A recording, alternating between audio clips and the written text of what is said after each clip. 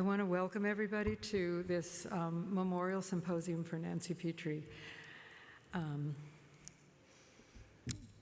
We might have a few wet eyes in here today, but it's, such a huge loss to our field to have somebody as wonderful, productive, and creative as Nancy, to have her brilliant career cut off at the knees by a terrible disease. But it is what it is, and so we're here to honor her memory and to honor her work. And the way we're going to do that is with a traditional symposium that has 4 different talks in it and 2 chairs, me and Kathy Carroll. So without any more ado right now, I want to introduce our first speaker, who's Warren Bickel, who's going to talk about Nancy's early contributions to delayed discounting and behavioral economics.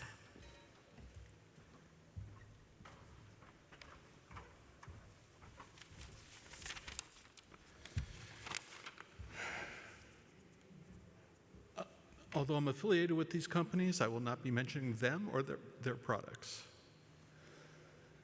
What I'd like to do today is tell you a little bit about Nancy.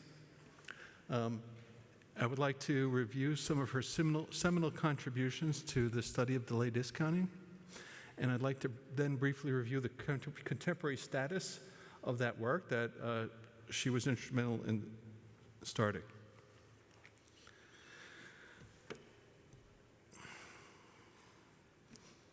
So this is a picture of Nancy when she was in my lab, about that time.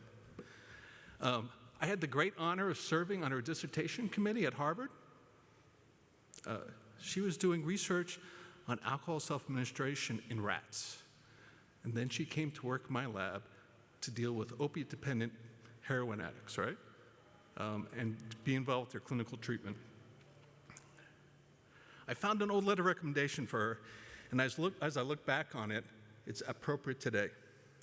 I wrote, "Every once in a while, those of us involved in training of a young scientist are lucky enough to have a wunderkind as a trainee.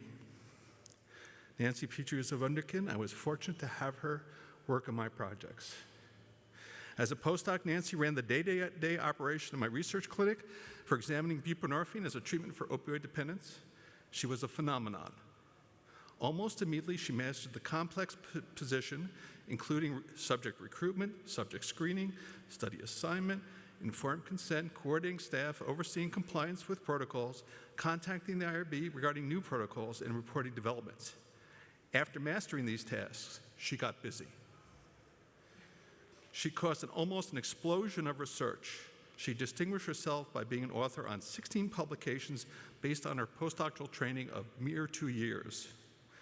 Many of these papers are wonderful examples of innovative research addressing important issues of substance abuse. I'm going to talk about delayed discounting, but when Nancy was with us, working in my lab, we did work on buprenorphine and its development. We did work on neurological models of addiction. We did work on a variety of things, including something that presaged one of her important contributions. She came in, she said, the opiate-dependent people just talk in a way in the clinic that makes everyone feel bad. They're cursing and making these noises. So she said, I have an idea. Why don't we put up a fishbowl? And if they are speaking appropriately, they can withdraw from it. Well, that became a paper in 1998. It published in the Journal of Applied Behavior Analysis, doing an ABA design in our research clinic. Of course, she then took the fishbowl south to Connecticut. But I'm not going to talk about that. I want to talk to you about her contributions to delayed discounting, and that starts with a little story. So, in 1996, in a brew pub in Burlington, Vermont, I had the great fortune of being surrounded by some really smart people, Greg Madden, of course Nancy, and John Roll. And we were also surrounded by beer. And while we were there, we were reading outside of our research area. We read this book, Economic Choice Theory, an experimental analysis of animal behavior. And in there, they were talking about this thing, delayed discounting. And we said, that sounds interesting. Why don't we do a study on it? Just for those who are not familiar with delayed discounting, I'm just going to go through the procedures very quickly so you just have a sense. It refers to reduction of value of reinforced as a function of delay to reinforcer delivery. Everyone probably discounts to some extent, and if I were to ask anyone here, what would you prefer, $1,000 now or $1,000 a year from now? I know what most of you would say, like, I'm in San Antonio, what are you talking about? I could use $1,000 right now. And if you would say that, that means you discount the later $1,000, but we don't know by how much. And we could figure out how much by doing a psychophysical titration procedure where we vary the amount now and see when you switch your preference from the immediate option to the delayed one. So, for example, we say, what about, would you prefer $950 now or $1,000, let's say a month from now, right? $900 now, $1,000 a month. If you switch your preference when we reach $800, we can infer that you discount $1,000 by 20%. If we do it at a variety of time frames, 1 month, 6 months, a year, we construct a curve. That curve has a particular quantitative shape that's well characterized by this equation. Developed by measure where the value of a reinforcer equals the amount of reinforcer divided by the sum of 1 plus the discount rate multiplied by the delay. To make this concrete to you, if I want to increase the value of something, I would do it by increasing the amount or decreasing the delay, or if I could intervene on it directly, change the discount rate. When we do this equation, we solve it for K, and that is our measure of discounting. So this is the first study that we did together, Greg Madden, Nancypetry, and myself, along with our statistician, Gary Badger. And we're looking at the discounting of opiate-dependent people versus match-control participants, matched on IQ, gender, and socioeconomic status. And the way to interpret this, each of those data points, if people are switching their preference from the immediate to the delayed option, is there like a pointer? Or not? Or not? So you're going to have to trust me on a couple of things. So the closer they hug the axis, the greater the discounting. But just to give us a sense of the magnitude, how much more discounting is there? One way we can quantitate these curves is half-life. And so how long does it take for this hypothetical $1,000 to lose half its value, right? So for the upper panel, which is the controls, it's right around a little bit under the 2,000 days. That is the 6-month time. That's the 5-year time point. And you see the data point for the opiate-dependent people in the upper panel, between 40 and 60. It's almost right on at the 50% mark. That's the 6-month time frame. That is a 10-fold difference, 10 times. We then asked the heroin-dependent people also how much would they discount $1,000 worth of heroin. So we brought down their money curve to the lower panel.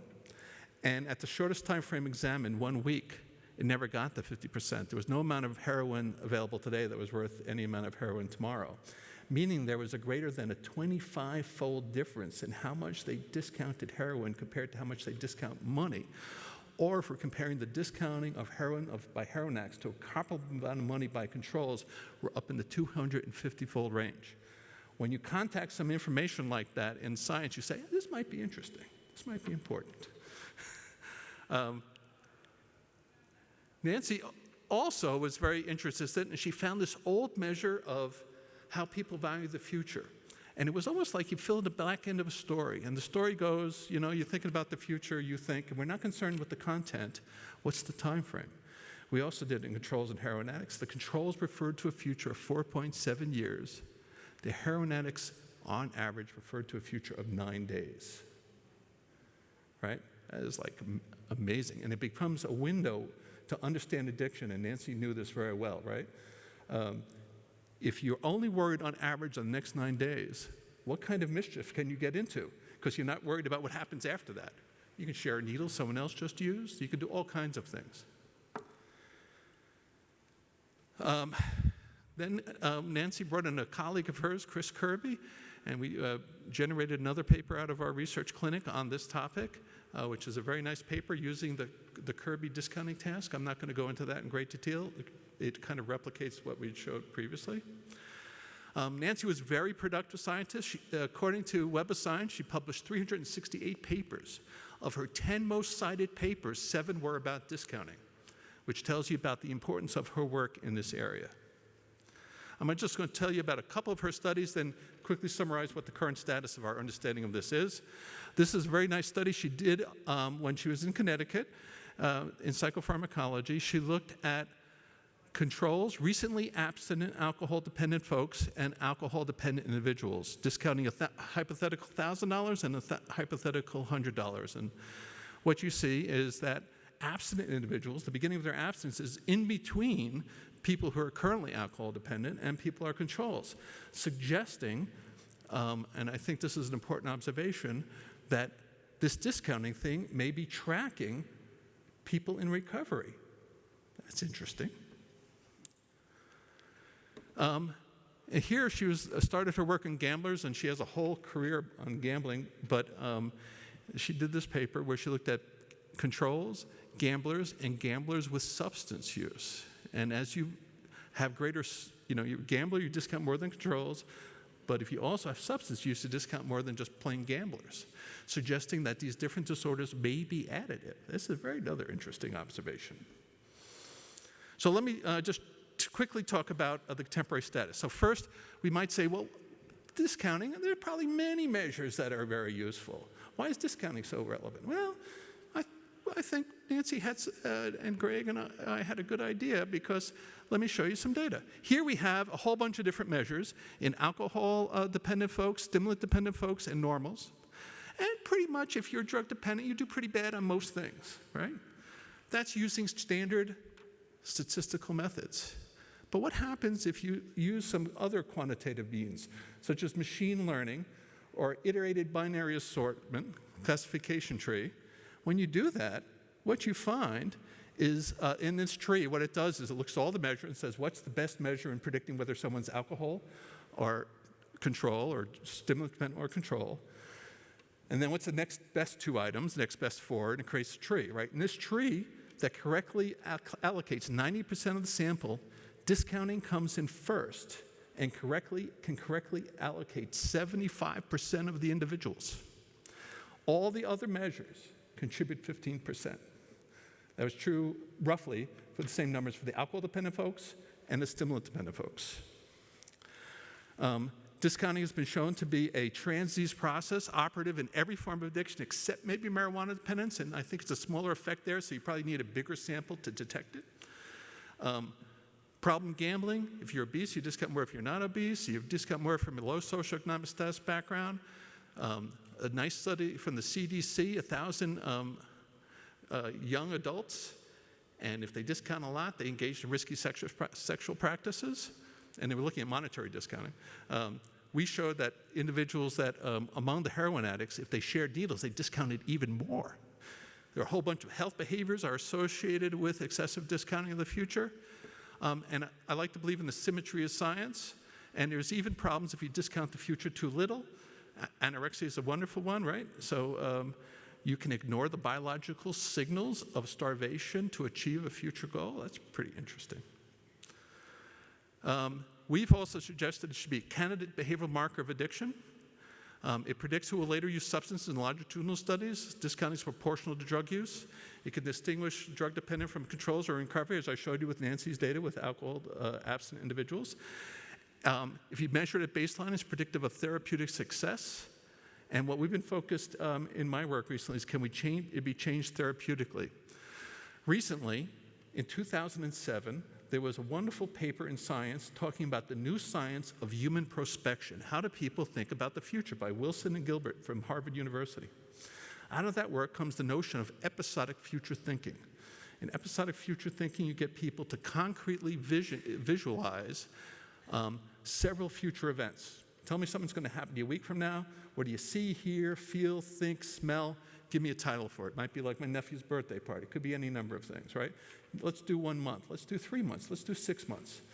And then we take the titles and we expose them to them while they do discounting and various measures. In our first study in this regard, and what we're doing here is applying an approach that I like to think about that's very useful, an experimental medicine approach, right? Identify and develop an assay of an intervention targeted to play a role in addiction, right? So we think discounting might be one of those things. Can we engage the target through an intervention? Well, we're going to do that with episodic future thinking, and we want to test whether it not only changes the discounting, but does it have an impact on other aspects of the disorder. If it doesn't, who cares? If it does, that might tell us that it's more important to the nature of the understanding of the disorder. So let's see what episodic future thinking does. On the left-hand panel, we look at cigarette smokers, who receive either episodic future thinking, EFT, or the control episodic thinking task. And the discounting is now on a log scale, so the shape looks a little bit different, but the way to interpret this, if it's one's above the other, they're valuing the future more, and episodic future thinking gets them to value the future more. We then recorded these people talking about the episodic future events. We'd cigarette deprive them for 6 hours. We put them in a room where they had free access to cigarettes, but we pumped in the recordings of them talking about the episodic future events or the control events, and they smoked significantly less. We did something comparable with alcohol-dependent folks. We got them to do episodic future thinking, got them to value the future more, and then we asked them how much alcohol they would consume for their consumption alone over 24 hours at different prices, a demand curve, and we shifted down how much they value alcohol. Obese individuals, we got them to value the future more with episodic future thinking, and then we asked them about their favorite obesogenic food, and we shifted down how much they value that. I can also tell you, but I don't have time to go into it, we have interventions that can shorten up their temporal view, and when we do, it drives up valuation of the substances. So I think discounting is a novel determinant of addiction, and it stems from the work that Nancy and others started in Vermont a long time ago. We recently reviewed recent neurobehavioral theories of decision-making and addiction. What is our understanding of it? And except for some of our writing, no contemporary theory of addiction addresses delayed discounting as a determinant. So just quickly to summarize, Nancy was a productive and innovative researcher. She made important seminal contributions to delayed discounting. Those contributions set the stage for subsequent research, and because of that, we can now consider discounting, I believe, a determinant of substance valuation. Nancy, I consider a friend of mine, a really productive researcher, and I think the reason we all miss her so much is because she was such a remarkable person. Thank you.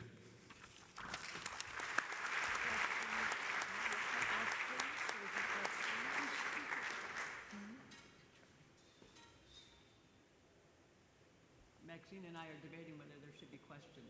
Do we have questions?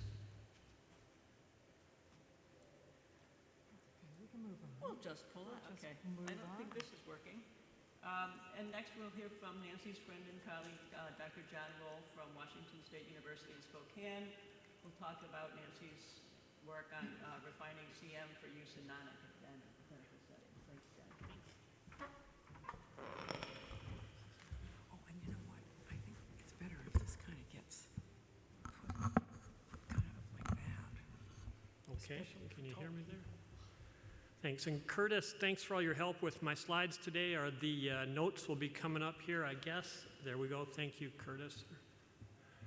And it makes me, Warren's talk, great talk, makes me want to say thanks to Stephen Warren.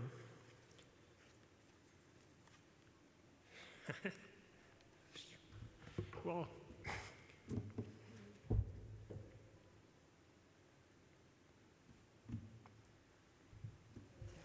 I'm going to get the red buzzer if I don't pull it together, so I'm going to move along.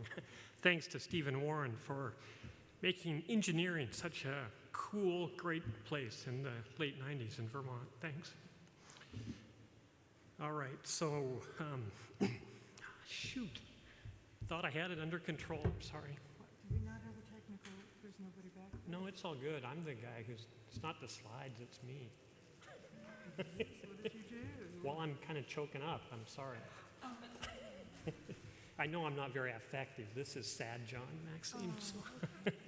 Okay, I've got it. But thanks. I think we got it now. So, it's kind of a hard talk to figure out how to do. I wasn't sure how to play it. One of your closest friends, a legacy, her contributions. So I hope I've hit the mark here today. So my task is to talk about refining contingency management for use in non-academic clinical settings. And how do I advance it with this? Okay, here we go. Before I do that, I want to tell you about when I first met Nancy. As Warren alluded, I was a brand new postdoc at Vermont. And, God damn it. Embarrassing myself here, sorry. It's okay. We all feel That's that. why we're here. That's why we're here. I was feeling a bit like a fish out of water, to be honest. Let me pop that thing. And have some water. Want some water? I was feeling a little bit like a fish out of water, kind of missing the sound of pigeons tapping away in my operant chambers and the smell of cedar shavings. And Nancy and I had both come from similar backgrounds, both being trained by students of Herrnstein and Skinner in basic operant pharmacology, behavioral pharmacology. And early on, there was a seminar series that Steve and Warren had put together. And I remember walking in, and Nancy gave a talk based on this paper she had just published with Gene Heyman, The Effects of Qualitatively Different Reinforcers on the Parameters of the Response Strength Equation. Those were words I knew, and all of a sudden I felt like maybe things were going to be okay there. And shortly thereafter, Nancy and I became closest of friends. In fact, I should say, any pictures I have predate cell phones. If they had cell phones then, certainly neither Nancy or I could have afforded one. So these are going to be old school photos. Not only did I become a good friend with Nancy, my fiance at the time, Dr. Chapman, did, and a few years later, Nancy joined us as Marianne's maid of honor at our wedding here in Vermont. And we were able to reciprocate by going to Nancy's wedding. I already knew Maxine was a good dancer, but I remember at that wedding thinking, well, Kathy Carroll can really dance too. So had a lot of fun. Warren stole my thunder a little bit, unintentionally, I know, but I wanted to talk about the first real foray Nancy made into this clinical area of fish bowls, if you will. And Warren talked a little bit about this study, a behavioral intervention for improving verbal behaviors of heroin addicts in a treatment clinic. So Nancy was running Warren's treatment clinic, and I think it was primarily just methadone, maybe a little lamb, I don't remember, but they were trying to bring buprenorphine on board. And Nancy was offended, apparently, by the cursing of the heroin addicts in the clinic, which is a little surprising if you know Nancy, because she, in fact, did know most of the swear words and knew how to use them appropriately. But somehow this offended her. So she started a project with Warren, a good AB type design, being a good Skinnerian. And how it worked was that she and her colleagues would walk through the clinic areas, and every time they'd catch a heroin addict and doing something good, they'd slap a sticker on him that said, good job, or wow, or it was a train or something. I got lots of stickers stuck to me at this time, I remember. It's pure Nancy. She loved doing stuff like that. But every time you got a sticker, you could be entered into a drawing for $25, and hence the fishbowl was born. Here's some data from that. These are different geographic locations of the clinic. You can maybe look at that bottom panel there. On the far left, you've got cursing before the stickers. Then the stickers come, cursing goes down. Take those stickers away, cursing comes right back up. Put them back, and there goes cursing. And to my knowledge, that clinic has still got a bunch of docile people sitting around not swearing. So this really, as I say, led the way for her work on prizes, fish bowls. What should we call it? Is it motivational incentives? Is it fishbowl? Is it prize-based? What you might not know is it was very nearly called garbage can contingency management. There was a protocol she was working on with Walter Ling and a couple others at UCLA, and Walter had a garbage can with a little swinging lid and had the clients reaching in there to draw the chits out, but the UCLA IRB, and something that, of course, was not IRB overreach, determined that that was stigmatizing to drug addicts to have them reaching their hands into garbage cans. So never became garbage can Sam. Steve Higgins and Ken Silverman and I published a paper where we corrected Nancy and told her it's really called variable magnitude of reinforcement procedure, because that's actually what it is. It varies the magnitude of reinforcement by behavior. Nancy grudgingly accepted this, but honestly, she really didn't care at all what you called it. She just cared that you did it right. She could have cared less what it was called. And her very first study into that, her first significant study into that, was done in the VA setting, an intermittent incentive study with alcoholics, and these are Nancy's actual slides here I'm going to use.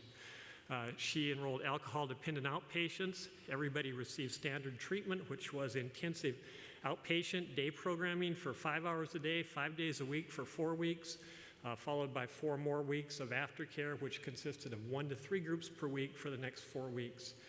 Treatment consisted of group sessions, 12-step, relapse prevention, vocational rehabilitation, AIDS education, and coping skills training.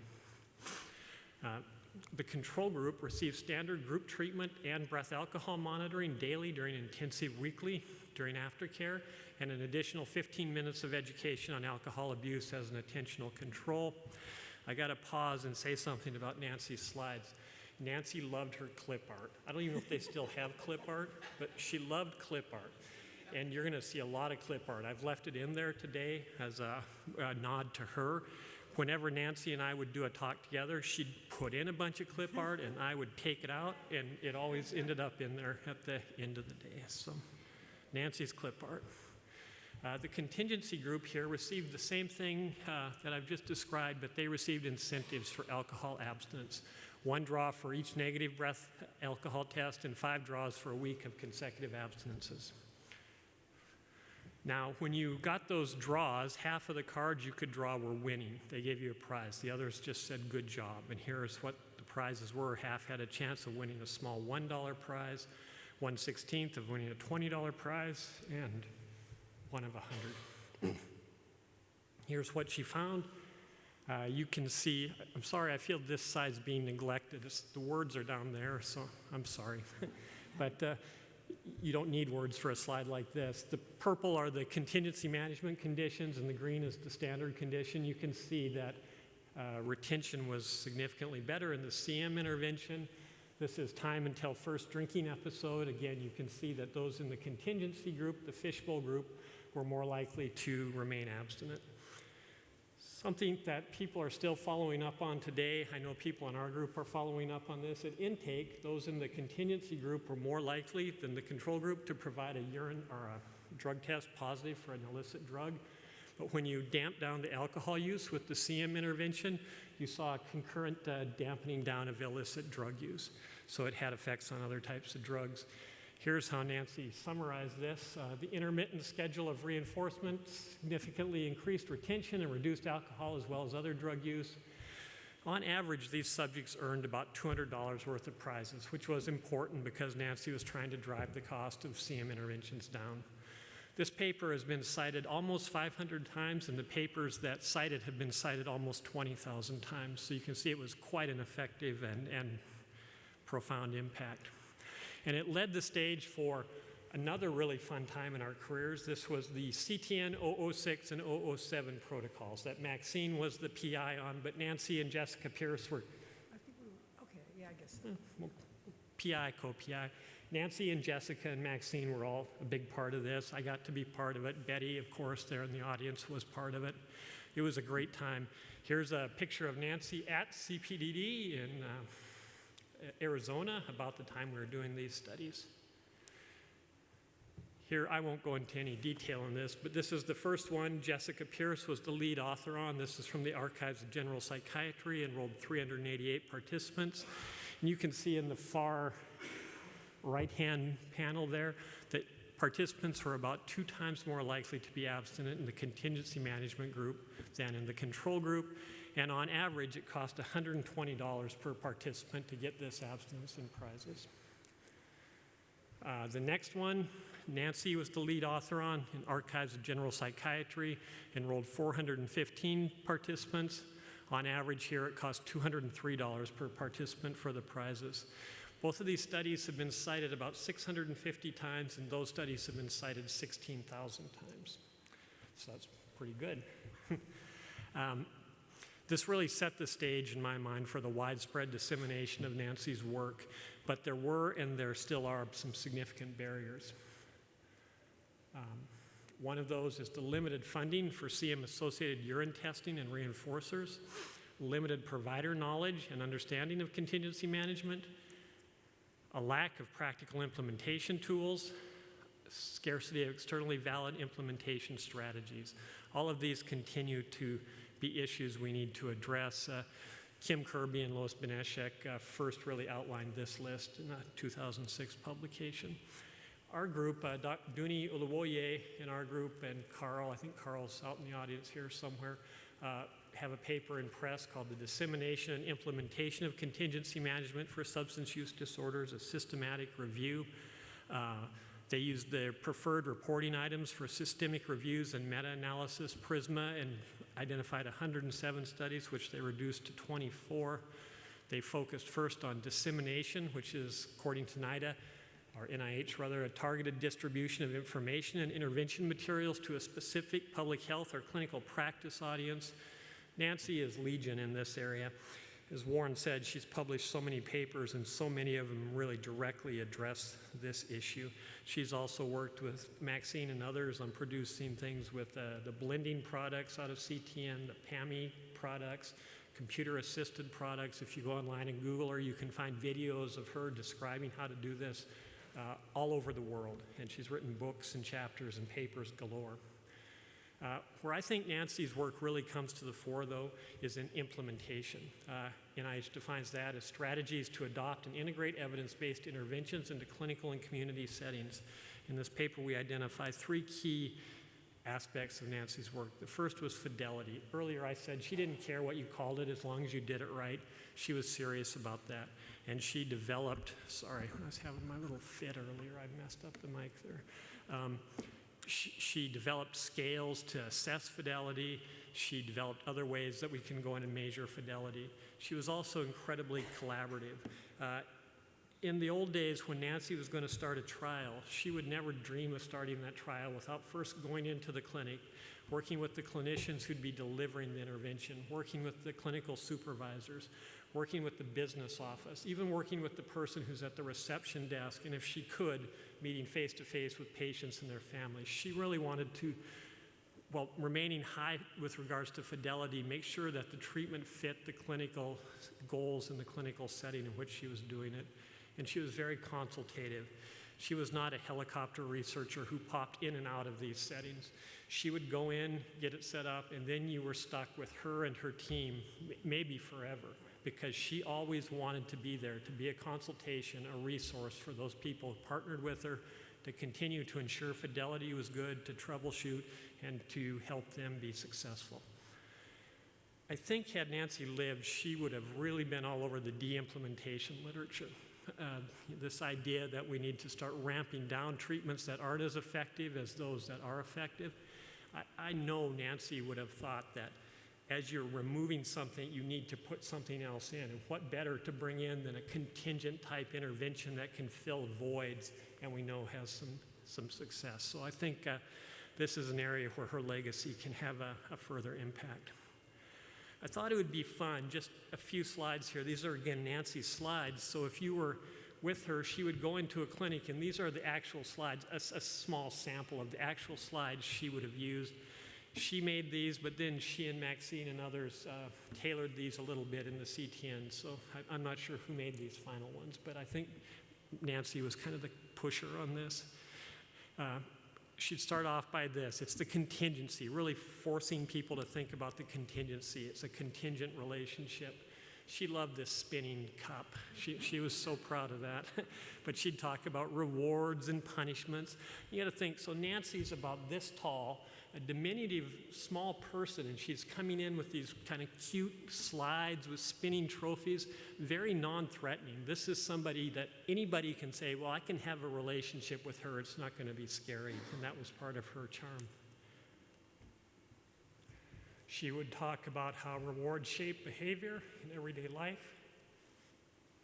Going through those areas, I can actually hear her giving this talk. It's kind of, I've heard it so many times.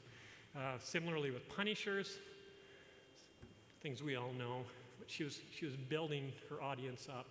She would talk about reward versus punishment, how both can change behavior, but most people prefer reward. She'd go into punishment quite a bit, talking about tendencies to escape the punisher, but those weren't words she would use. She would say it more like this. She would talk about how rewards teach new behaviors and promote growth, promote self-esteem and self-confidence, promote positive atmospheres and communication. she would always pause on that last point and talk about how substance use treatment is often a fairly negative set of interactions. You are working with a patient or their family talking about something the patient has done wrong.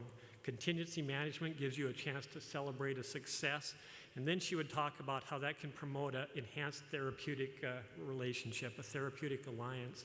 And I think that the role of the therapeutic alliance is something we still don't probably understand well enough in successful addiction treatment. She would talk about how incentives could be used in substance abuse treatment, convincing people that they already are, take-homes, award ceremonies, key change status recognition. She loved to tell clinicians that one of the most powerful punishers they had at their disposal was to threaten their clients with extra time with them, extra counseling time. And then she'd go into how can incentives work for you? Patient attends treatment, provides a negative sample, you give an incentive, more patients attend and stay clean. She would go into these 3 principles in some detail: frequently monitoring behavior, providing incentives when target behavior occur, removing incentives when target behaviors don't occur. And then she would talk about 3 research studies. I never saw Nancy talk in a clinical setting about contingency management where she didn't mention these 3 studies. She'd start with Steve's seminal study, which I think really set the stage for the tremendous reception contingency management has had in the scientific community. I won't go into these. I think we know those. And then she would shift into Ken Silverman's follow-on study that really further established the role of the contingent relationship with the vouchers. And then primarily as a nod to me, I guess, she would have a study that Steve and I did showing that escalating magnitudes of vouchers are important to engender continuous abstinence. So how do we continue her work in disseminating these interventions? I think this is where Nancy's genius really comes to the fore. She had a genuine empathy for those who were struggling to engage with a recovery lifestyle and for those who were trying to help them. I wrote in her obituary for the American Psychologist, and I mean it sincerely, she cared a great deal more about helping a single person recover from a life of addiction than she did about any personal glory or academic accolade.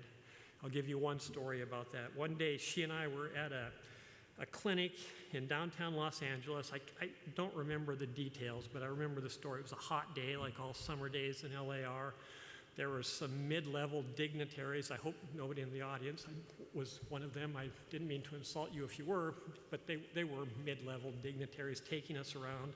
It was a clinic that specialized in treating HIV, addiction, and mental health. We were going on this tour, and this profoundly ill woman broke kind of through this phalanx around us and came up and started talking. And Nancy insisted that we sit down with that lady and talk to her about her experiences there for a good 15 minutes while the dignitaries were looking at their watches and standing on the sideline. And I think that kind of reflects Nancy. Since her death, I've had a chance to read some of her work again, and some of it for the first time, and I wouldn't even suggest that I could ever read all of it. But I've found that her truest voice, the one that I know, comes through best in the dedications in some of her books. So I'm going to wrap up with that. There's 3 books I want to talk about. One, I know Dave's going to talk about her work in gambling. I think it might be worth noting that her work in gambling is in part influenced by early comparisons of the fishbowl to a lottery. And that piqued her curiosity there.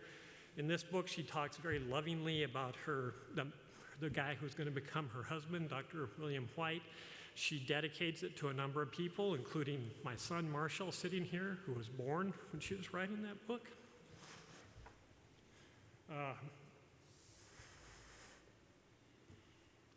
I don't know if everybody on the podium with me today knows it, but every single one of us are thanked by name in the dedication to this book, and many of you in the audience.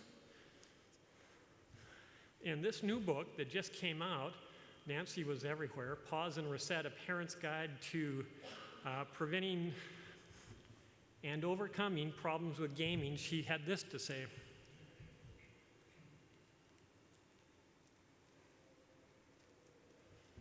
I'll let you read it. And I think it's these last words about real-life relationships and activities are what Nancy would want me to leave you with today. It's, I believe, the secret of her great success in translating science into practice. The answer to the question about how we keep disseminating CM in science, Nancy was always an N-of-one kind of scientist.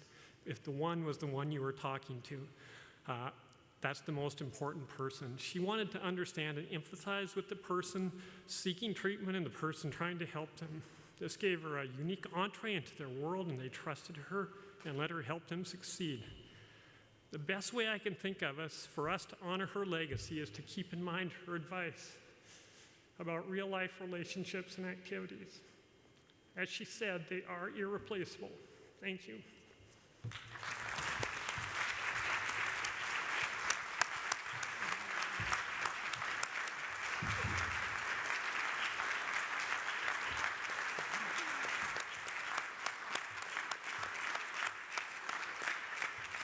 Whoa. That was, John, thank you so much. That was pretty amazing. Reminding us, I didn't remember that all that clip art came from Nancy, and I used it for years. I thought maybe I had found it, I don't know, but now I remember.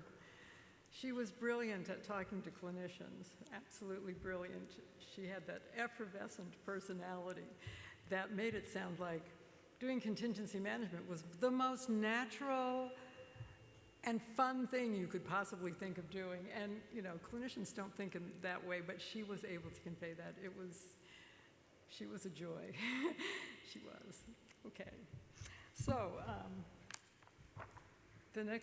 our next talk is, we're carrying on in the theme of dissemination, because Carla Rash, of course, has been a colleague of Nancy's at University of Connecticut for many years, and so in some ways she's going to be carrying on the legacy at that particular institution, and she's going to talk about dissemination of CM in clinical practice.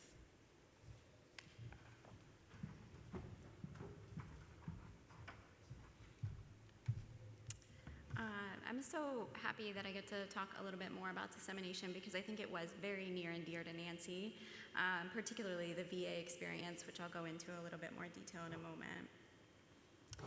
I should say some of those black and white photos that you saw in the previous two slides, that's what Nancy looked like when I met her, even though it was a little further down the line.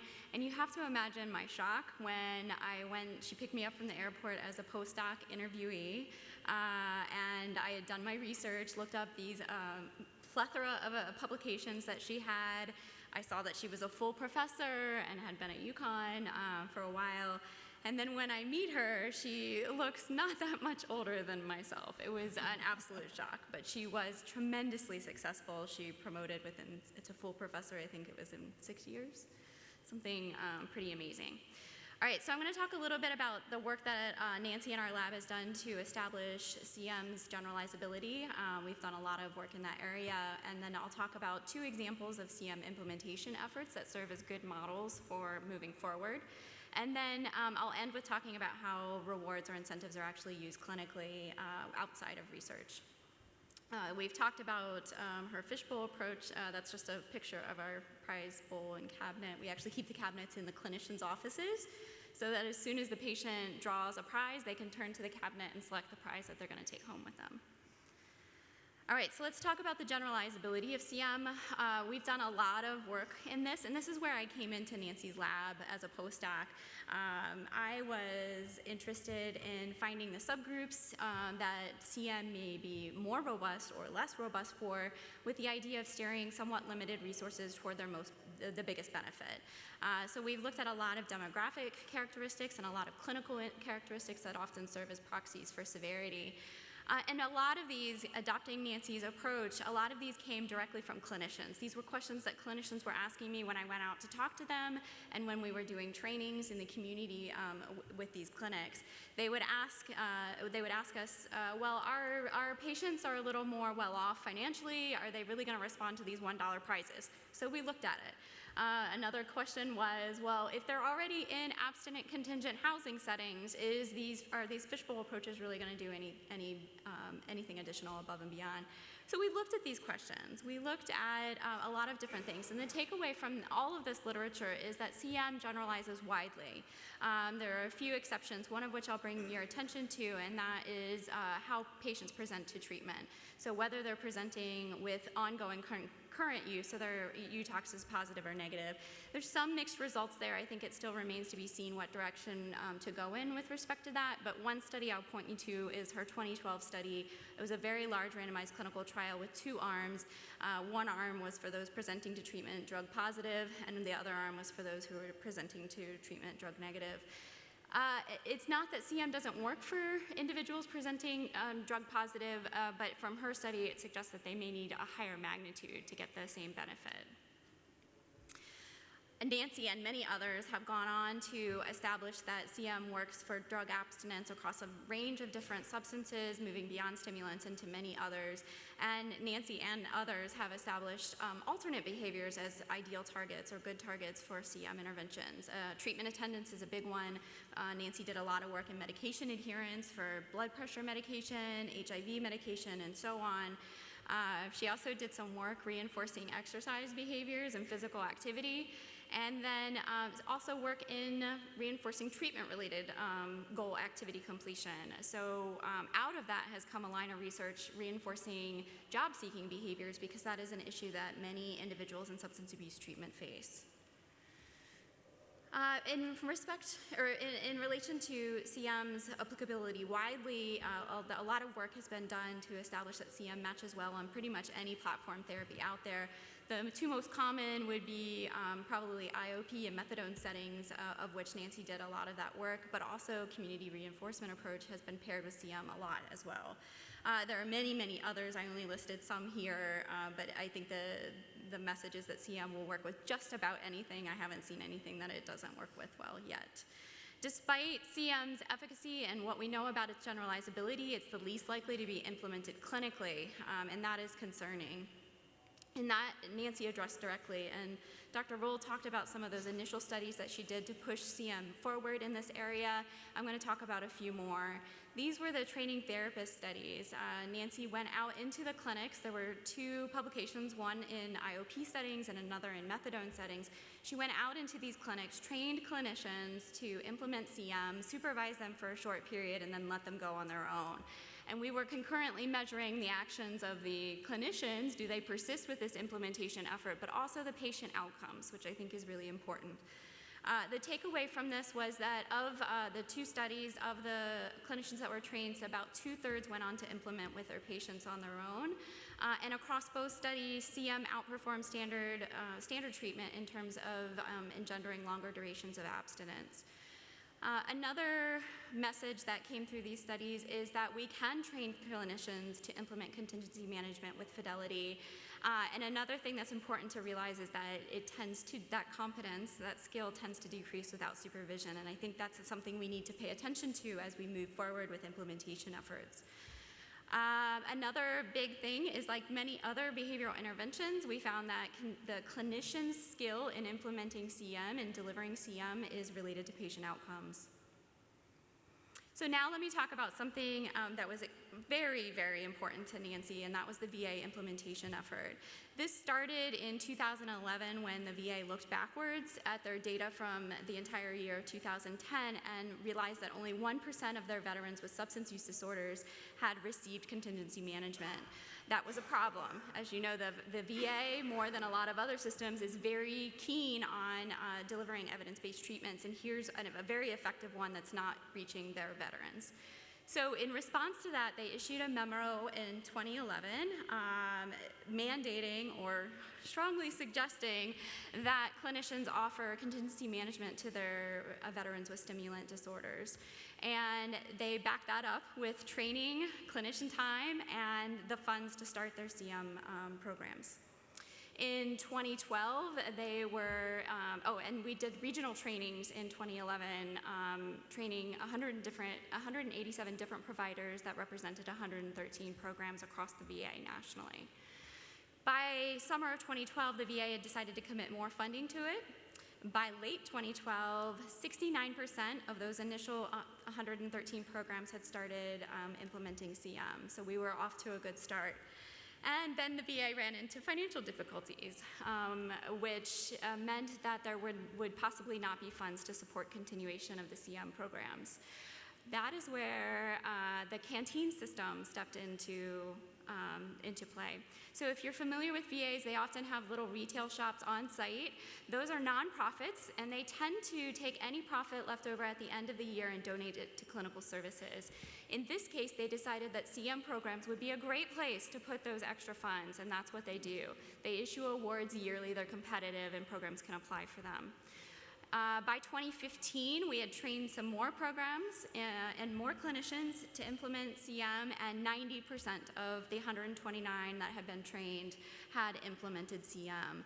And by 2018, which is the latest data that I have, 95% of those trained programs have implemented. That's a wild success. Here's some data from the VA. This is as of September 2018. Of those 123 sites that were operational, 92 had sought out those canteen system awards. They had served just under 4,000 veterans and collected more than 50,000 urine samples, of which the vast majority are testing negative. And one of the things that I like about this experience has been the coaching calls that took place and learning from Nancy about those. Nancy did all of these calls, 610 in total. She prioritized these above endless amounts of things, including her daughter had a fairly major illness through her initial bout with breast cancer, and even into the last stages of her second bout when it reoccurred. She prioritized this. She made sure she was there for these things. And the other side of the equation was there too. 75% of them participated in these coaching calls at least yearly, and the mean participation was between 6 and 7 calls by program or each program. So why was the VA a success? Here are my thoughts on that. It certainly doesn't hurt that there was a top-down mandate that the program should be doing this. And there were internal champions. There were leaders within the VA that were really pushing and enthusiastic about CM, and that counts for a lot. They also put their money where their mouth is. They provided monetary support and training to do this. And keep in mind, this was not a research effort. This was a pure clinical effort. There was nothing research about this. And another thing that came out of that I think is interesting is these monthly reports. And this was something that the VA did to spread the word to programs that maybe you hadn't been trained yet or were thinking about implementing CM. And it would include the number of veterans served by these programs, maybe a little bit of outcome, but they also shared personal stories. And that could be clinician stories or patient stories about their experiences with the CM program. And I think those were powerful in terms of engaging new people. Another thing about the coaching that I think is important is that it helps with a lot of things. So it was set up so that these clinics could have pre-implementation consulting and then also post-implementation calls. The pre-implementation phase really helped with working out those problems where programs want to adapt CM to fit their needs or fit the structure of their program, but maybe they go astray a little bit too far. So Nancy could help them dial that back into something that was evidence-based. It also seemed to help a lot with turnover, which we know is an issue in substance use clinics. So as new clinics were coming on board or even new staff were coming on board, they could learn from people who were already doing this and hear from them, which I think is more powerful than hearing from a trainer. So they could hear from the people who are actually doing it, what works and what doesn't work. Another thing that Nancy really pushed were the reminder slips. We do this with our own staff, and it's very simple. It's just a piece of paper that says, what was the outcome today and how many draws did you earn and when are we gonna see you next and how many draws can you earn when we see you then? And that's it. But it serves the purpose of keeping the clinician on track and hitting all of those points that we want to hear in an effective CM session. And so I think it really is critical for keeping people in the range of hitting all of those important points. And you'll occasionally hear patient stories that are really reinforcing, even though they're anecdotal, that they would say something along the lines of, well, I was thinking about using, and then I reached into my pocket and the slip fell out, and I thought, oh, I can't lose my 10 draws. And those keep you, those are reminders that these things, even minor things like a reminder slip, can be really impactful to patients. And then the other thing that was valuable about the VA experience was the expert involvement, and it was throughout the entire experience, from the design stage to the training stage to the supervision and coaching stage, which was really critical for dealing with issues that come up that are very real to the VA. One example of that is the laboratory turnover times. In the VA, many of the VAs have their own laboratory on site that was processing the urine samples, and most of them took several days to get the results back to the clinic. That is not ideal for CM. You want to reinforce the behavior as close in time as possible. So Nancy was able, through these coaching calls, to really encourage each clinic to negotiate with their laboratory for a rapid turnaround, same-day turnaround. And for those that couldn't do that, she encouraged them to do rapid on-site testing, which many of them did. So moving on to another effort, which I know Nancy was thrilled about, and it's sad to see that she's not here to see it roll out. This is a big project, a randomized cluster trial of 30 sites. All of them are opioid use centers, and right now it is currently, the Wave 1 training is ongoing. We have one more to do, hopefully by the end of the month. And the PIs on this are Sarah Becca from Brown and Brian Gardner from Research Triangle. This is exciting. This is putting it out there. The VA system is a closed system, so it's a little different than clinics. I think this trial, complementing the VA, will be very compelling in terms of moving implementation forward, and different from the VA experience, which the vast majority focus on abstinence reinforcement. Project Mimic is focusing on reinforcing attendance to treatment. So one of the things that Nancy and I are interested in was what happens outside of the research setting. So when people are trying to use rewards clinically, what does it look like? And we did a survey of substance use providers with the goal of answering two major questions. What does this look like? And then secondarily, does training matter? And for the does the training matter question, we looked at the magnitudes of reinforcers that they were using, the immediacy of delivery, how frequently the reinforcement opportunities occurred, and whether or not they included escalation. So these were the reinforcers that they typically used, and the ones highlighted in pink are the ones that you would expect to see in a prize-based contingency management protocol: small tangibles, gift cards, and large tangible items. And you can see the large tangibles are where things fall apart a little bit. What behaviors are they targeting? By and large, it's going to be attendance, and if they do target abstinence, it's going to be multi-drug abstinence. Now, here's the results by training. So let me walk you through these panels. The top two panels did find a significant effect by training. So if you look at the highest magnitude condition there, it was whether or not each patient earned $100 or more over the course of treatment. The dark blue bar are those with more training, and they were much more likely to be in that high magnitude condition. The other thing about that panel I want to draw your attention to is the low magnitude condition, which was the most prevalent condition regardless of training. And that means that most of these programs that are being done clinically out there in the real world without research input are using less than $25 or less for the entire duration per patient. That is not consistent with what we see in the research literature. The right panel on the top, immediacy of reinforcement, the same effect. Again, you're seeing the large blue bar in the same day delivery, so that's what we want to see, is at least same day or more immediate, and that differ by training conditions. Now, the bottom two panels did not matter whether you had training or not. And I think the frequency of reinforcement may be something that is less modifiable. It may be dictated by clinic schedules or patient schedules, and we may really be in a position of adapting CM to fit that existing schedule. And then the lack of escalation is concerning as well. It doesn't make a difference whether you had training or not, and I hypothesize that is because they're trying to control costs, so they eliminate the escalation component. But I don't actually know, so we'll see. So what does typical use look like? It looks like reinforcement of treatment attendance, and in terms of parameters, it's low magnitude with delayed reinforcement, lack of escalation, and also concerning is the low frequency. So a third had reinforcement opportunities that occurred less than weekly. That is also not consistent with what we do in research protocols. So CM has a robust evidence for its efficacy. It's really time to push this into the clinical realm, and I can say that I am very sad to not be able to see where Nancy would have gone with this at this later stage of her career. I felt like in this, I felt like she really could have done a lot of good here, and it saddens me that she won't be here to see it move forward.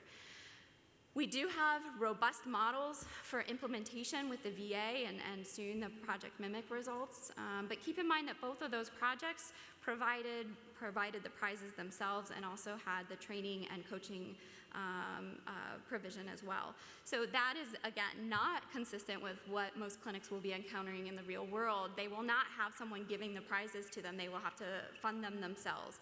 They will not have someone providing supervision on an ongoing basis. They will have to find that or make that work themselves. Those are things that we need to be thinking about as we move forward in the implementation efforts. And without those inputs, without funding the prizes, without providing supervision, we are going to see that typical use veers away from evidence-based practices. I was a mentee of Nancy and respected her greatly. She was an incredible scientist. And I hope that Sheila, Leslie, Kristen, Zajac, and I can honor her legacy by continuing the lab forward. I do want to acknowledge our funding from NIH and from SAMHSA, and I'm going to highlight that we have a T32 with an open slot, so please send people our way. And I think we're going to save questions to the end. Thank you.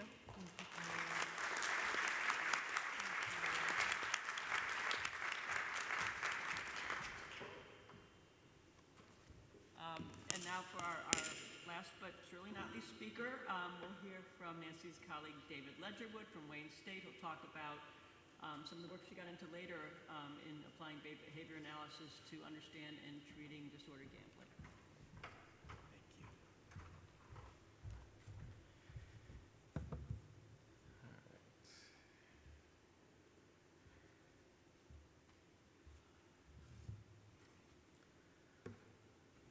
How do we get us going here?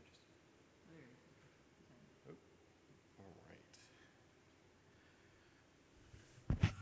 Hi, everybody. I'm. You don't want to put that down. You want it up? Okay. I think it was still high from when John was up here, and he's really, really tall, and I'm really, really not. I'm so honored to be here to talk about my work with Nancy and to hear about other people's work with Nancy. I came, I think, a lot like Carla did, to work with Nancy, and she was my mentor sort of after graduate school. Like Carla mentioned, Nancy was not all that much older than either of us. I think she's probably about 3 years older than me. But by the time I sort of graduated with my PhD and came to work with Nancy, she had probably already had about 100 publications at that point, which is really quite intimidating. My first memory of speaking with Nancy was I was on internship, and I was thinking about what I wanted to do next, and I had done a little bit of work on both contingency management and gambling, and I thought, oh my gosh, there's someone who's actually right up the road who's done both of these things, and she's done a phenomenal amount of work. So I just called her one day, and within about 3 days, I was sitting in her office, talking to her about the possibility of working with her as a postdoc. And that was sort of my first experience with her, and sort of struck me at that point just what a amazing person she is, because she looks at people and she'll look at what you're interested in and what you're about, and she'll give you a chance. And she gave so many people a chance, and I think that's why she's had so many great colleagues and so many great mentees over the year, because she's helped make those people what they were, and she certainly did that for me. Now, what was also interesting is a couple of months later, when I was actually working there, I accidentally found out that she reviewed my one paper on gambling. I found a file where she had my comments, and I remember it being a very sort of fair but tough review. That sort of led me down the road, sort of talk to her about mentorship, and it sort of led me to this one speech that I give to all of the students who work with me now. It's like, no matter what, whatever you put on paper, make sure you get it to me. You're going to get it back, and there's going to be red everywhere. But don't worry about that, because that's just the first step. We get that to the next step, and the next step, you're not expected to know what you're doing until you've done it for a few times. And for me, those memories just really stick with me. But the other thing that really sticks with me is her sense of humor. On my very last day there, and she was not very happy that I was leaving to go back to Michigan. She was not. And yet, so she gave me this going away packet that had a variety of things, like a Yukon t-shirt and a whole bunch of other stuff. And among the things that were in the packet was also a dollar store set of poker chips, a set of gigantic playing cards, and a 40-ounce bottle of really cheap beer. So, I always remember that. I think I still have the playing cards, and I've never opened the box and just kept them for all that time. But I want to talk today about her work in gambling, and I want to talk a little bit not just about behavior analysis. No disclosures to talk about today. John mentioned her book, Pathological Gambling, which is the photo in the middle. This book was published in 2005, and it's still regarded as probably the most comprehensive book on gambling disorder out there right now, which is, a huge testament to Nancy, but also, unfortunately, speaks to the void in the field right now in problem gambling, because Nancy's not there doing this work, which is unfortunate. But she, if you look at it this way, she's done all this work in discounting and contingency management and implementation science, and she was probably the top person in the world in the field of gambling disorder. How does one person do all of that? I mean, that's just amazing, right? So I'm going to talk about three key areas that I think were, or at least in my mind, are the three main areas that I think Nancy had a pretty huge influence on in the gambling disorder field.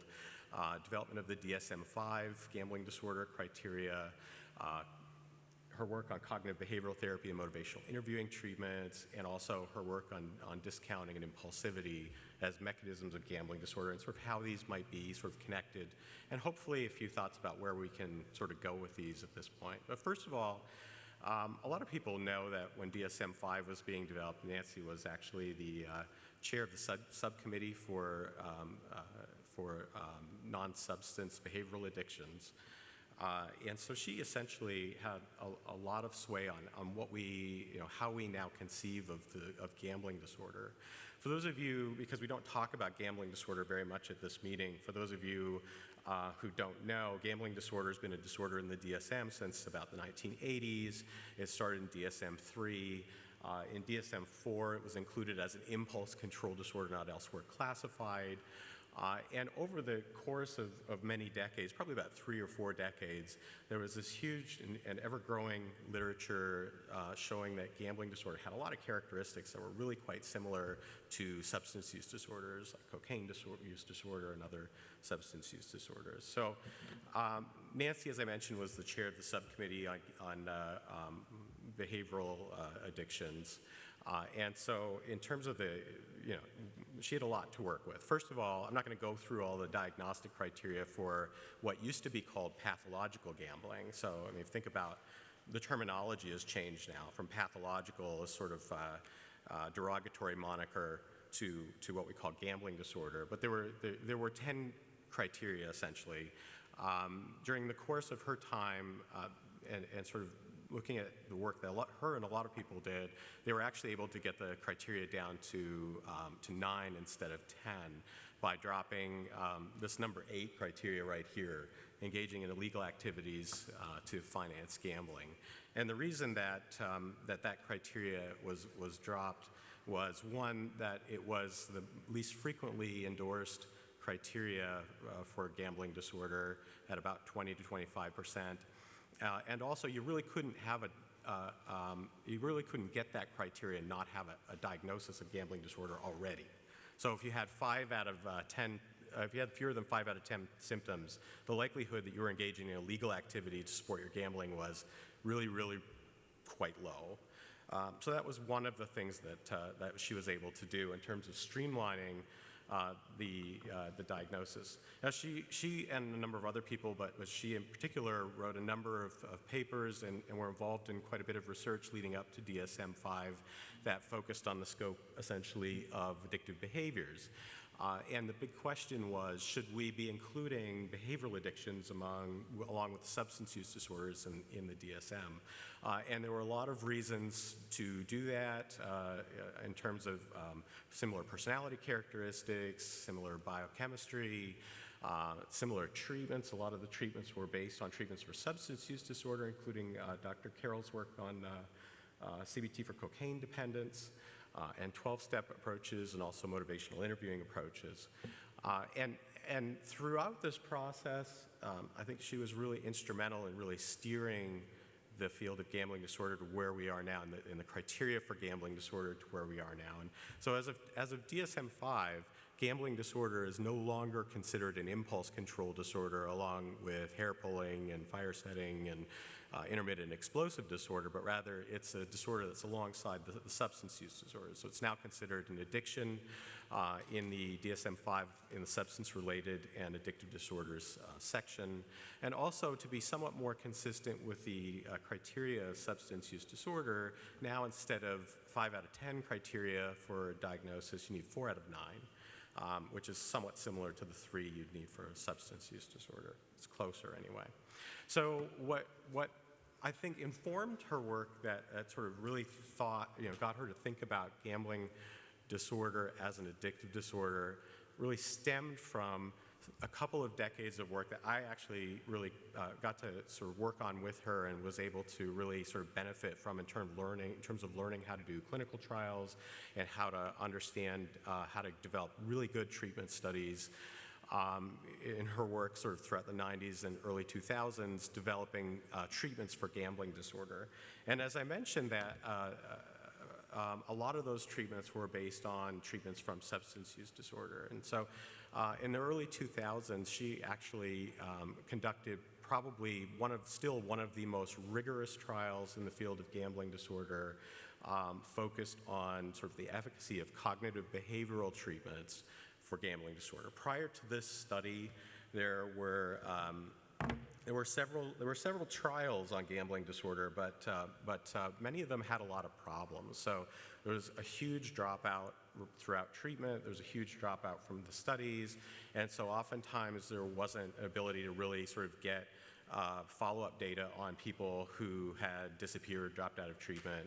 Nancy, one of the things that she really introduced was this idea of using an intent to treat analysis, which we use in many of our clinical trials now. But in the gambling disorder field, people really weren't doing that, this idea of following up with people even if they dropped out of treatment. So to do that, you had to have an extremely thorough assessment of a person, get as much information as you could, get phone numbers, get addresses and phone numbers of people who know the participant in the study. Just the rigor in the field just jumped up 12 notches when Nancy started doing clinical trials on gambling disorder, because she was the only one in the field who was really doing that at the time. So in this particular study, which is also the largest trial at the time, she recruited 231 pathological gamblers, and she randomized these folks to one of 3 treatment conditions: a Gamblers Anonymous referral. So essentially these folks had an assessment and then they were referred to Gamblers Anonymous meetings in the area. A Gamblers Anonymous referral plus a 8-chapter cognitive behavior therapy workbook that basically used the cognitive behavior therapy but in a sort of a self-administered workbook form. And Gamblers Anonymous referral plus 8 sessions of individual face-to-face cognitive behavior therapy. And this was where I personally got my first real exposure to people who had gambling problems. These folks are incredibly fascinating people to work with. They're not all the same, obviously, but to work with problem gamblers, they come in with some of the most interesting problems and interesting lives and interesting personalities that I think I've ever seen. And that I've seen with a lot of people as I've gone forward and continued to work with people with gambling problems. The outcomes were measured at 1 month post-treatment, 6 months, and 12 months, and included the South Oaks Gambling Screen, which was a measure of problem gambling severity, which was consistent with DSM-3R criteria for gambling disorder, the Addiction Severity Index Gambling Screen, number of days gambled, and dollars gambled in the past month. So this, at the time, some of these measures are kind of older. We don't use some of these, but it really sort of set the standard for many, many years as to what measures we would use to measure gambling disorder. Now, this slide shows essentially the 4 sort of outcome graphs here. It's a little bit small, but I think you can sort of see the open circles were the folks who just received the Gamblers Anonymous referral. The dark triangles were the CBT workbook, and the diamonds, the colored in diamonds, were the CBT therapy. And across all 4 of those outcomes, we see that the people who received the individual face-to-face one-on-one therapy had the best outcomes among all 3 groups. So in this particular study, as Carla was mentioning with the contingency management work, we spent hours and hours going through recorded sessions of cognitive behavior therapy. We were using the Yale Adherence Competency Scale, and we would sit down with our therapists and nitpick like every little thing. Like, you didn't do this right, you did this good, you didn't do that well. You know, it's like, well, next time you should do more of this. So we knew we were doing good, I think, cognitive behavior therapy at that time, and you know, that was just great. I'd go to Nancy and I'd say, you know, I think we might have made one of the therapists cry today, and she would be like, oh. Okay, well, let's ease off them let's give them a little bit of a break for a while. You know, just that sort of attention to detail, we had, you know, I think it sort of really stands out. I don't think anybody's really doing that in the gambling field at this time. Nancy also had a series of treatment studies that focused on brief interventions for gambling disorder, and the main sort of impetus for this was that there are a lot of problem gamblers out there who will not on their own go to treatment. Actually, a lot like alcohol use disorders, only about 1 in 10 people with a gambling problem will ever seek treatment for their gambling disorder. And so what Nancy was interested in is, well, how can we get people who either had sort of sub-threshold gambling problems, so they didn't quite meet diagnostic criteria for gambling disorder, or people who had gambling disorder but they wouldn't go to treatment. How do we get them some level of care? And she did a series of 3 studies. I'm going to talk in depth about one of them. The first one that I was privileged to be involved with focused on people who were actually recruited from among community dental clinics and medical clinics in Connecticut, and we had 180 problem gamblers recruited, and they were randomized to one of 4 treatment conditions. The first was just an assessment-only condition, so those people basically had an assessment of their gambling problem and were sent on their way. 10 minutes of brief advice, so essentially we would give them some information about gambling problems and give them advice to reduce their gambling problems or stop gambling altogether, depending on what was going on with them. 50 minutes of motivational enhancement therapy, which is a structured therapy that's based on MI, essentially, or a 4-session therapy that involved the 50-minute motivational enhancement therapy, along with 3 50-minute cognitive behavior therapy sessions. And so we followed these people out at 1 month post-intake and 9 months post-intake, and we looked at their treatment attendance, we looked at their addiction severity index gambling score and the amount of money that they wagered gambling.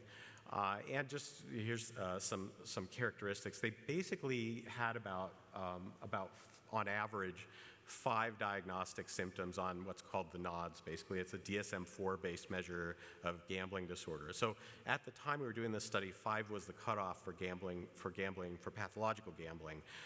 And so on average, our average participant actually just barely met diagnostic criteria for gambling disorder. They had higher scores on the South Oaks gambling screen. They were gambling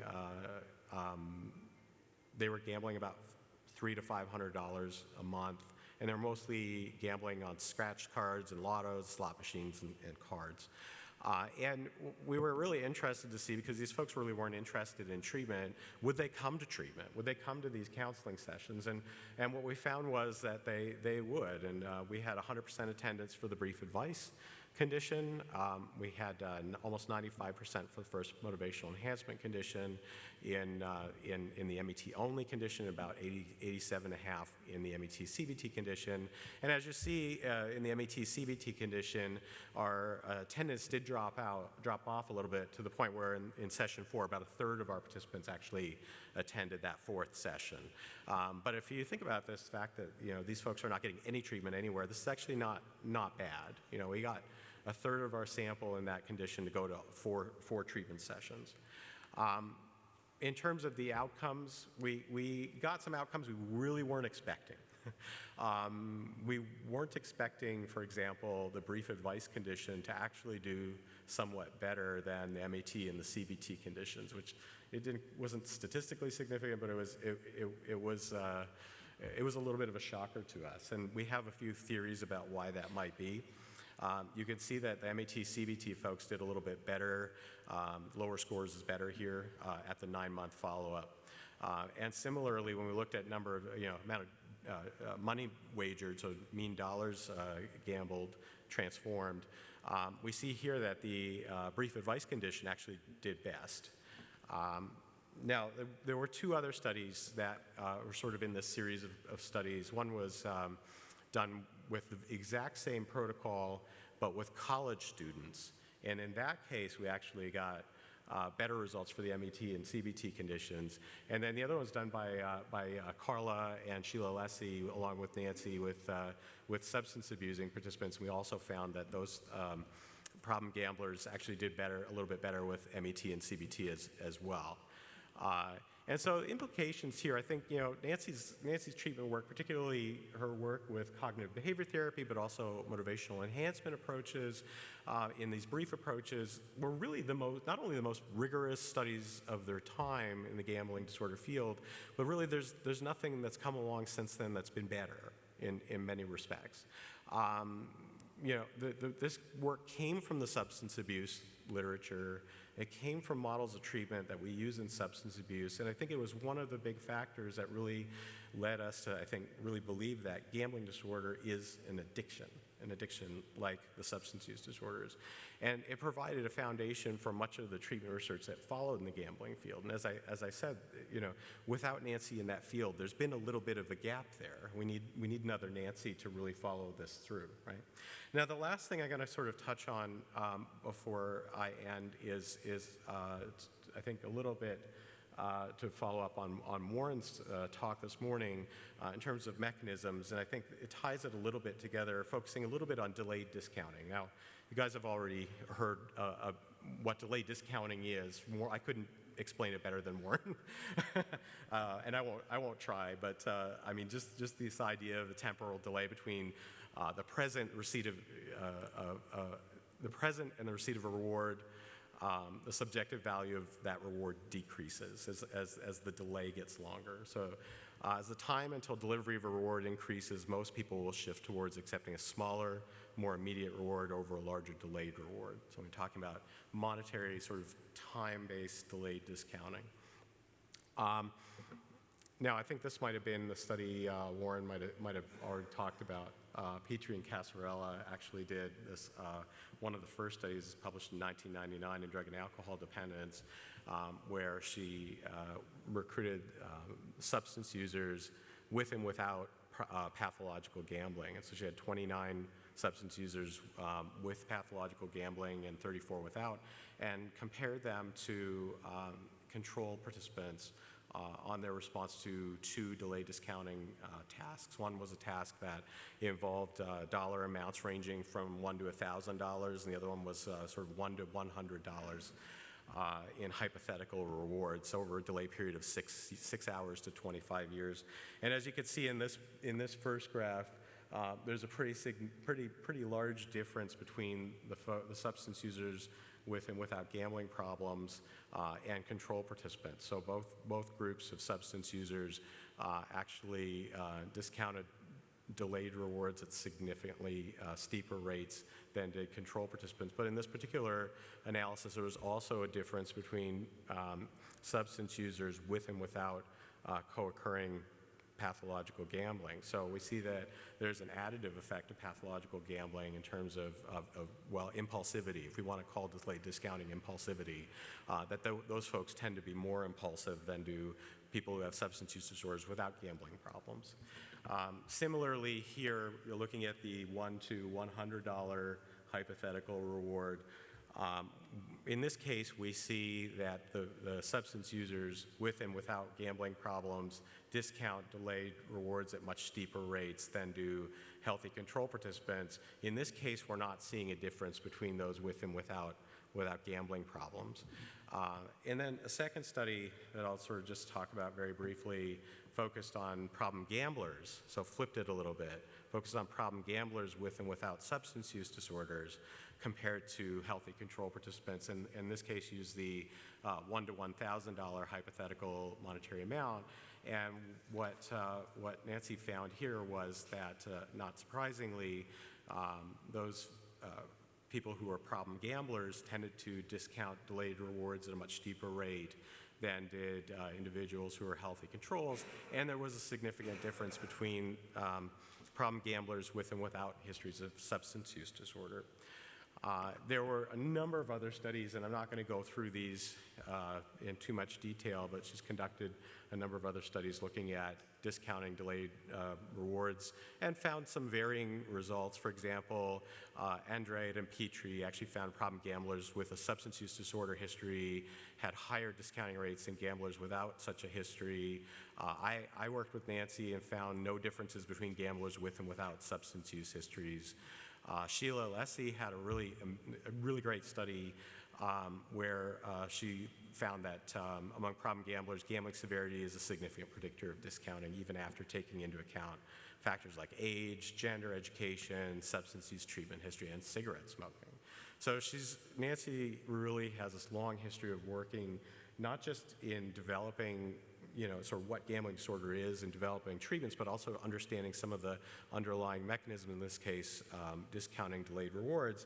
And if I step back, because I feel like I've done this talk in some ways backwards, sort of starting with the DSM, then going to the treatment, and then going to mechanisms, I think there are pretty big implications here for what gambling disorder is, right? So impulsivity and discounting are characteristics that we clearly see in both people with substance use disorders and with gambling problems. The evidence-based treatments for gambling disorder are really similar to those for substance use disorder and actually come from the substance abuse literature. There are numerous other, I think, characteristics that are shared between the substance use disorders and gambling disorder. I think what this helps us to understand is our treatments, even though we have some effective treatments, they're probably insufficient for really helping a lot of problem gamblers. Because I think as Warren's talk really sort of highlighted, and he put up the slide of people generally think ahead a long time, but people with heroin problems think ahead like 9 days. The same is true with people with gambling problems. And so if we're doing something like cognitive behavior therapy, where the idea is to set up goals and to think about what are you going to do in the future, a lot of people with gambling problems are going to be incapable of doing that. We've actually got some really great results with treatment for gambling problems, but ultimately I think we're going to have to come up with additional treatments or other ways of sort of dealing with this discounting piece, right? I see the red light just went on, so I'm just in time for my conclusion slide. So just to sum up, Nancy's work demonstrates, I think a potential path forward for understanding gambling disorder, for understanding substance abuse treatment as well, and how these things actually are similar, and the types of things that we really need to sort of address to make these treatments more effective, and specifically looking at this sort of idea of discounting and I think Warren's work that he's started is a huge step forward in this. And hopefully we can apply it to gambling disorder as well as substance use disorder. But I think that ultimately that's the legacy of Nancy's work, is to set us up at this point so that now we have all the pieces and we just have to put them together and move forward and say, okay, so how do how do we improve this? I think it's the same with the contingency management part as well. But I'll stop there. Thank you.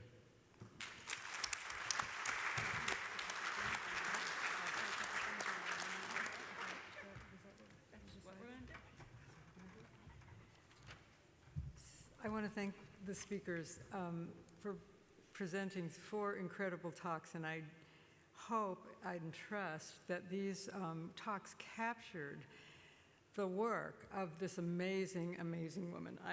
This is all, her passing is still raw for us. It didn't happen very long ago. So those of us who worked with her are really feeling very sad at this time. And I just, I wrote down just some words as I was listening to characterize Nancy's contribution, as the innovator, the teacher, the scholar, the creative and rigorous researcher, communicator, salesperson. Her fresh insights into delay discounting were a great start. Her innovations in contingency management that made them ever so much more attractive to clinicians, not necessarily more effective than what had gone before, but more attractive to clinicians. And this was one part of her genius, was being able to relate to the clinicians. And I even have a story of, and then finally the recasting of gambling as an impulsive disorder, which kind of closes the circle and brings it back to delay discounting. It's such a beautiful story. It just really is. Her ability to communicate with clinicians was something I saw when we worked in the CTN, and as I said this morning, it was one of the joys of CTN to co-lead that study, the multi-site study with Nancy. She just said, CM is just the most natural and fun thing you could do, and the clinicians are like grumbling, we really have to do that, they're all going to gamble and they're going to relapse, they're going to use their money to relapse and all this. And so what did she do? She brought in a patient to our meeting.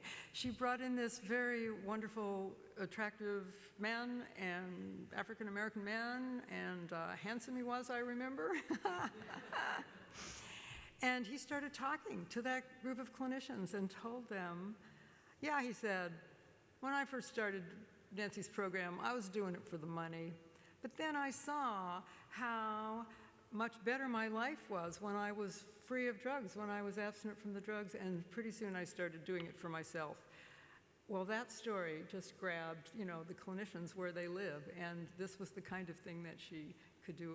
It was brilliant. And the other thing is, I hope that you get the picture about her legendary productivity. What was it, 368 papers? More than that, 390 something? Close to 400 papers in, she was promoted to professor in 6 years, 400 papers. You can imagine what a joy it was to write with Nancy, give her some data, and she had a paper written the next day, and her writing was clear, it was succinct, it was just a joy to work with her. So, her passion for dissemination, I think, came through the fact that she did it in a rigorous way and an effective way, leading the VA study. I mean, the amount that she did, it reminds me of Mozart or something, having this creative genius who gets cut down early in life by the ravages of a disease. It's just the saddest thing. But the good news is that her contributions are legendary. She was a powerhouse, and we're going to miss her a lot, but her legacy will definitely live on. So now I'm going to turn over to Kathy, who's going to give her comments as a discussant.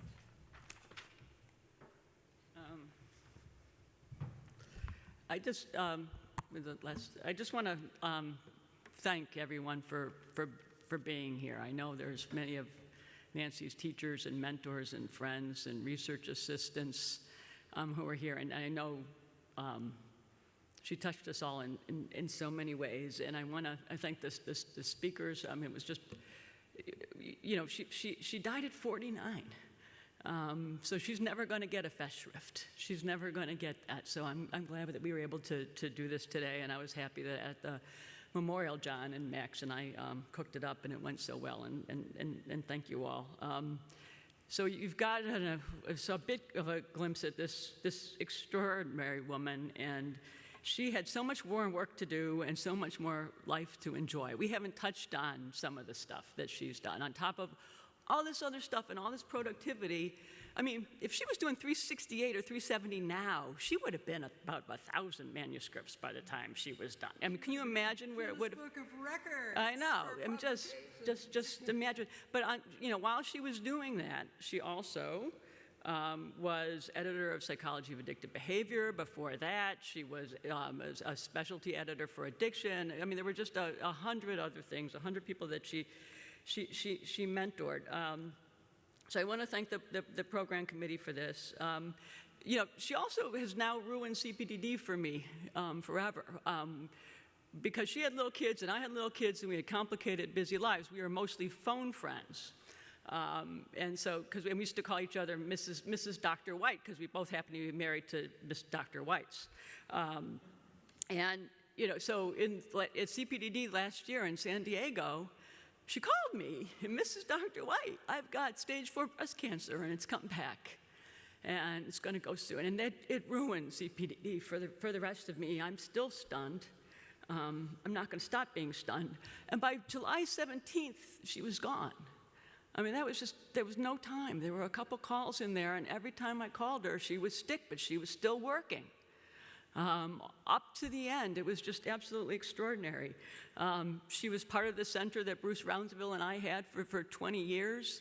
And it was just, I'm going to get to the good part. But we've said all this about her scientific achievements, but they are nothing compared to the woman that this lady was. She was one of my best friends. She was there at the hardest times. Did you have the slides of the kids? She was a fiercely protective mother to beautiful Hannah and Noah, who for some reason wouldn't speak to me no matter how much she reinforced that when I would come over. Can you imagine, Hannah, as Carla mentioned, had very severe diabetes from an early age. And all of Nancy's energy and passion, which are formidable, turned on to taking care of that kid and keeping her alive in extraordinary ways. And I think, the other thing we haven't talked about is how she changed diabetes treatment for pediatric diabetes treatment in Connecticut, and that's part of her legacy, too. She was also the most fun and operationally informed mother I've ever seen. So she would also come to center meetings all the time, and she'd have Hannah running around and stuff like that.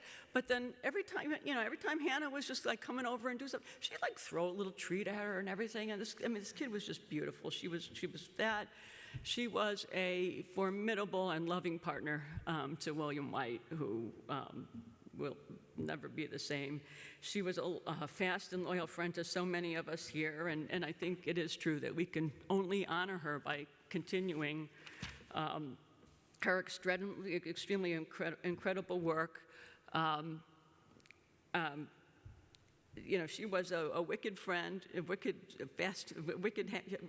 just trying to talk about her extraordinary laugh, that wicked cackle that wouldn't stop. It's echoing for all of us. And so, we were talking about this. We could have questions. But we thought it'd be much more appropriate to maybe at the end of this, maybe go down to the bar. Those of you who knew and admired and loved Nancy, go down to the Crooked Branch Bar. We'll kind of go on that side to the left. And then we can share stories that aren't so appropriate for a festschrift about this really extraordinary woman who we all love and miss so very much. So thank you very much. Thanks for coming. Bye-bye.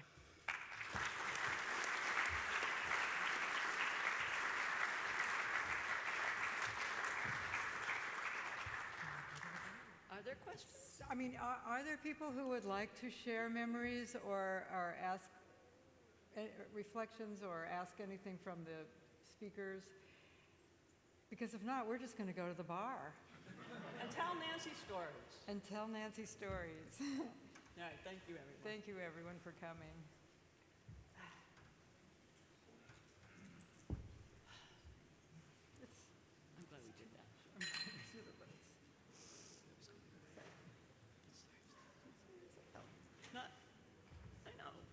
stay around for